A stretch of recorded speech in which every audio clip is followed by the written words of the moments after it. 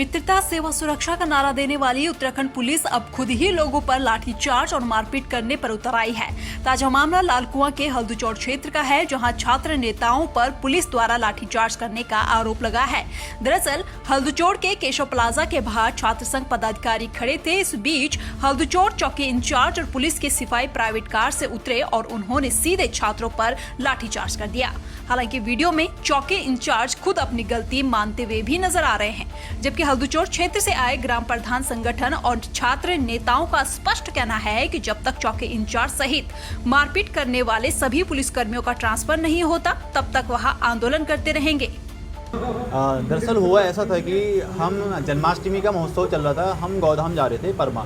तो मैं अपने साथी महेश बिष्टी से वार्तालाप कर रहा था कि हमें गौधाम जाना चाहिए और क्या कहते हैं जन्माष्टमी महोत्सव में एंजॉय करनी चाहिए। तो उसी समय हम आपस में वार्तालाप कर रहे थे, तो एसआई गौरव जोशी सर आते हैं और उसके तुरंत बाद 5 से 10 सेकंड के बीच में लाठीचार्ज कर देते हैं। उसके बाद हम एसआई साहब से पूछते हैं कि सर आपने किस बेस पे हमें मारा और क्यों मारा। तो उनका क्या कहते हैं, उनका कहना यह होता है कि तुम यहाँ पे खड़े हो। हमने कहा सर खड़े हुए हमारे राइट है, हम 100 मीटर की दायरे पे मेरा घर है, मैं यहाँ पे खड़े नहीं हो सकता हूँ। तो फिर उसके बाद हमने कहा कि हम आपकी शिकायत सीएम पोर्टल डीएम पोर्टल में करेंगे। तो जा कर ले, उन्होंने ये शब्द बोले और माँ बहन की गाली गलौज करी।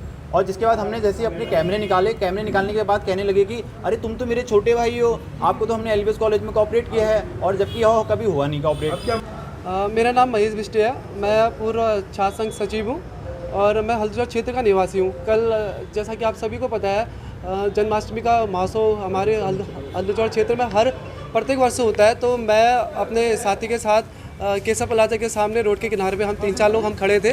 तो हमारी बातें चल रही थी, तो अचानक से पुलिस वाले जो हमारे गौरव जोशी जी है, हल्दूचौड़ चौकी इंचार्ज, वो अपनी पर्सनल कार में 3-4 लोग आए। तो जैसे वो आते 5 से 10 सेकंड के अंदर ही सीधे गाली गलौज करी और इन्होंने लाठी मारना शुरू किया। पहले वर्तमान शासन सचिव खजांचन आर्या को लाठी मारी, उसके बाद उन्होंने मुझे लाठी मारी और गाली गलौज करते हुए कहा कि यहाँ से भागो तुम। उसके बाद मेरे साथ वाले थोड़े इधर उधर हो गए थे। उसके बाद मैंने गाड़ी रोकी, उसके बाद वो लोग जाने लग गए थे। फिर मैंने उनको रोका, मैंने कहा सर 1 मिनट रुकिए, आपने हमें क्यों मारा? क्या हम कोई क्रिमिनल हैं? क्या हम कोई 2 नंबर का काम कर रहे हैं या हम कोई इसमें की है? आप बताओ ना, अब आपने कौन से राइट से हमें मारा? तो फिर इतने में फिर वो उसके बाद वो और हमें मारने के लिए आ रहे थे। उसके बाद मेरे साथी वहाँ पे आ गए थे, सबने अपना अपना फ़ोन निकाल लिया था, जैसे हम वीडियो बनाने लग गए थे। उसके बाद उनका स्वभाव थोड़ा कम हो गया था। पहले तो वो कहने लगे थे तुम्हें जो करना करो, जहाँ डालना तुम्हें डालो। आप क्या चाहते हो? हम चाह रहे हैं कि उनका जल्द से जल्द ट्रांसफ़र हो जाए। फिर जब तक उनका ट्रांसफ़र नहीं होगा, हम पीछे हटने वाले नहीं हैं। चाहे 1 दिन लगे, 2 दिन लगे, 1 हफ्ता लगे, हम धरना प्रदर्शन करेंगे। जब तक हमारी मांग पूरी नहीं होगी, हम अपनी लड़ाई हम लड़ते रहेंगे।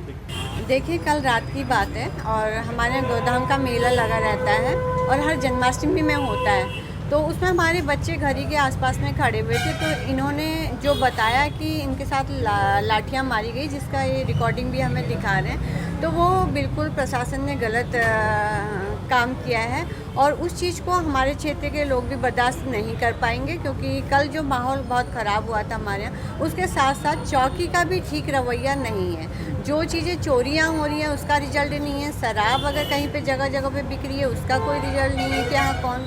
और सबसे बड़ी बात कि हमारा उत्तराखंड स्मैक की वजह से पूरा ख़त्म हो चुका है, तो उसमें भी कोई कार्रवाई नहीं हो रही। तो हम लोग यही डिमांड करते हैं कि पूरा स्टाफ वहाँ से चेंज हो और ठीक सा स्टाफ आए, जो हमको लगे कि हम इनसे अपने दिल की बात कह सकें और वो हमारी रक्षक बन सके। हाँ, उन लोगों ने एक ज्ञापन दिया है जिसमें आरोप है कि हल्दूचौड़ चौकी इंचार्ज और कुछ पुलिसकर्मियों ने उनके साथ दुर्व्यवहार और मारपीट की है। वो चौकी की कार्यप्रणाली से क्षुब्ध थे। मेरे पास शिकायत आई है, इसकी जांच मैंने सीओ लालकुआं को दे दी है और इसमें जैसी रिपोर्ट आएगी उसके अनुसार हम अग्रिम कार्रवाई करेंगे। खटीमा के विधायक भुवन कापड़ी ने सरकार पर कई आरोप लगाए हैं। उनका कहना है कि हमें भ्रष्टाचार, बेरोजगारी एवं अन्य मुद्दों पर चर्चा करनी थी, लेकिन प्रदेश सरकार ने विधानसभा सत्र में विपक्षी दल को कम समय दिया, जिससे वे अन्य मुद्दों पर चर्चा नहीं कर पाए। इसके अलावा भी विधायक ने सरकार पर कई आरोप लगाए हैं। क्या कुछ कहा है विधायक ने, जरा सुनिए। हमें बड़ी उम्मीद थी कि मानसून सत्र को चलाया जाएगा और आपदा, भ्रष्टाचार, 4 धाम जैसे गंभीर मुद्दों पर सरकार सुनवाई करेगी। लेकिन सरकार ने जो भी गैरसैंण में सत्र चल रहा है और मानसून सत्र है, चारों ओर आपदा हुई और सरकार आपदा में चर्चा करने के लिए तैयार नहीं है। चारों ओर भ्रष्टाचार फैला हुआ है, सरकार भ्रष्टाचार पर बात करने के लिए तैयार नहीं है। हमारे चार धामों की स्थिति बहुत खराब है। सरकार चार धाम पर चर्चा करने के लिए तैयार नहीं है। सरकार, मेरा ये कहना है कि सरकार इन सब मुद्दों से इसलिए बच रही थी कि आपदा में सरकार लोगों को राहत नहीं दे पाई और भ्रष्टाचारियों को सरकार लगातार संरक्षण दे रही है और एक्सटेंशन दे रही है। दिनेश प्रताप सिंह जैसे NH-74 के मुख्य अभियुक्तों को सरकार क्लीन चिट दे रही है, जहां ED और अन्य संस्थाओं पर उसमें मुकदमे चल रहे हैं।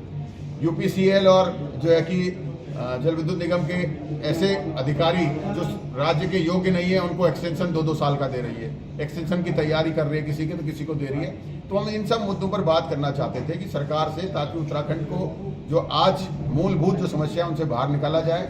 सरकार ने लेकिन कहीं भी जो है चर्चा नहीं करने दी। साथ ही एक मैगजीन ने छापा है कि हमारे विधानसभा नियमावली में ये कहते हैं कि 60 दिन चलना चाहिए। एक मैगजीन ने पूरे देश का सर्वे किया है कि विधानसभा का सत्र 60 दिन की जगह एवरेज 22 दिन चल रहा है पूरे देश में, और उत्तराखंड में 8 से 10 दिन चल रहा है। तो आज समझ सकते हैं कि सरकार कितनी संवेदनहीन है। वो उत्तराखंड के लोगों के जन सरोकारों से कोई ताल्लुकात नहीं रखना चाहती, उनका समाधान नहीं करना चाहती। जो भ्रष्टाचार हो रहा है, जो आज हमारा प्रदेश लगातार कर्ज में डूबता जा रहा है, चारों ओर अव्यवस्थाएं फैली हुई है, कमजोर कानून व्यवस्था, उस पर चर्चा नहीं करना चाहती। हल्द्वानी में नैनीताल रोड पर फिर से एक बड़ा भू धसाव हुआ है। अचानक सड़क का एक हिस्सा पानी के रिसाव के कारण धंस गया, जिससे यातायात भी प्रभावित हुआ है। 1 महीने पहले भी वर्कशॉप लाइन में इसी तरह सड़क का एक बड़ा हिस्सा धंस गया था, जिसे रिपेयर करने के लिए काफी समय तक यातायात डाइवर्ट किया गया था। प्रशासन का कहना है कि सिंचाई विभाग की नहरें काफी पुरानी हो चुकी हैं, जिनमें लगातार इस तरह से धसाव हो रहा है। ये हमारी एक जमरानी की नहर है और इसमें कल शाम को धसाव की सूचना मिली थी। उसके बाद से विभाग ने इसको टेकअप किया है और आज इसमें कार्य प्रारंभ कर दिया गया है। प्रथम दृष्टया ये ज्ञात हुआ है कि स्लैब जो है वो सुरक्षित है, मात्र उसकी जो दीवार है उसमें नुकसान हुआ है। तो 3 से 4 दिन में ये अपनी जगह रिस्टोर कर दिया जाएगा। सर, इसके अलावा कोई और जांच भी आप करा रहे हैं ऐसे अंदरूनी, आगे कोई और दिक्कत ना हो? नहर भी बगल से जा रही है, कई जगह सड़कें भी धसी है पुरानी। हमारे शहर में देखिए बहुत सारी नहरें हैं जो काफ़ी सालों से चलती आ रही हैं। बीच में कालांतर में इनको समय समय पर आवश्यकता के अनुसार कवर कर दिया गया था। सिंचाई विभाग के अधिकारियों को इसके लिए निर्देशित किया जा रहा है कि वो इसका परीक्षण कर लें, यदि कहीं पर मरम्मत या सुधार की आवश्यकता है तो उसके अनुसार कार्रवाई करें। रिखणीखाल क्षेत्र के क्वाटामल गांव में 19 अगस्त को 5 वर्षीय बच्चे को गुलदार ने अपना निवाला बना दिया था, जिसके बाद क्षेत्र में दहशत का माहौल बना हुआ था। वहीं गुलदार को पकड़ने के लिए वन विभाग की ओर से 4 पिंजरे और 14 कैमरा ट्रैप लगाए गए थे, जिसके चलते आखिरकार वन विभाग के पिंजरे में गुलदार कैद हो गया। वहीं ग्रामीणों का कहना है कि इसी क्षेत्र में एक और गुलदार दिखाई दे रहा है। जब यह गुलदार पकड़ा गया, उसके आसपास एक और मादा गुलदार दिखाई दी थी, जिससे अब ग्रामीण और भी घबराए हुए हैं। दिनांक 19 अगस्त को रिखणीखाल के क्वाटामल्ला गांव में रात को 7:30 बजे आदित्य रावत नामक एक 5 साल के बच्चे को गुलदार द्वारा निवाला बना दिया गया था, जिसके पश्चात जो है माननीय chief wild life warden sir द्वारा जो है अनुमति मिली थी इसको ट्रैंकुलाइज करने की और कैप्चर करने की, जिसके तहत क्षेत्र में 4 पिंजरे लगाए गए थे और 14 कैमरा ट्रैप्स और टीम द्वारा लगातार गश्त की जा रही थी। उसी के क्रम में जो है आज सुबह 26 अगस्त को हमें सफलता मिली है। एक उस गांव के नज़दीक ही एक पिंजरे में एक गुलदार कैद हुआ है, जिसको हम लोगों ने रेस्क्यू कर पोखरा रेंज लाया गया है। उक्त क्षेत्र में यह गुलदार पकड़ने के बावजूद स्टाफ को और क्षेत्र में और एक गुलदार मिलने की सूचना मिली है। उसके तहत ही हमारा जो है ये रेस्क्यू ऑपरेशन जारी रहेगा और जब तक हमें सफलता नहीं मिलती और WIA का जो फॉरेंसिक रिपोर्ट है, DNA का इंडिविजुअल प्रोफाइलिंग है, जब तक वो मैच नहीं होता, हम लोगों का जो गश्त और अन्य जो रेस्क्यू कार्य है वो चलता रहेगा।